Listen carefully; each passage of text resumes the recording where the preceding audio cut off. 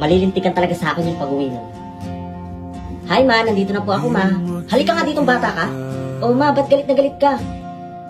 Eh paano hindi ako magagalit? Eh ang mga grado mo, madaming pa sa awa. Ha? Hindi po ma. Lahat pala na pinapakita mo sa akin grado, pinipeke mo? Tinanong kita kung kamusta yung mga grado mo, sabi mo ang tataas. Eh ang tataas naman po talaga may. Eh ano to? Eh bakit hindi mo yan gaya yung kapatid mo? With honor, ang tataas ng mga grado. Ikaw, pinipeke mo lang pala yung mga grade mo sa akin para maipagmayabang ka. Ganyan tayo may. Kaya ko po nagawa yun, kasi lagi niyo po akong ikinukumpara sa ampun yung anak. Ang bastos ng bunganga mo ah. Ano? Masaya ka na? Kasi ikaw lang naman nakakaalam kung saan ko tinatago yung mga papel ng mga grades ko eh.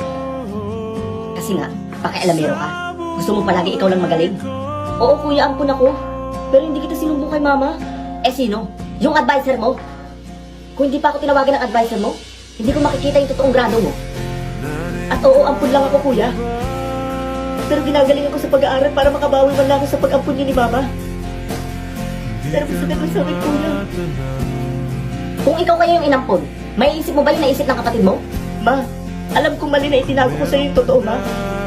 Kasi ako palagi yung kawawa eh. Oo, makakatsamba ako. Tataas yung grades ko.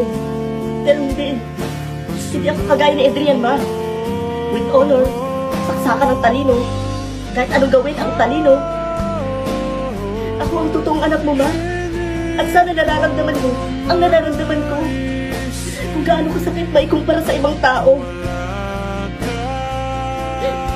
Pero ikinukumpara niyo ako sa kanya.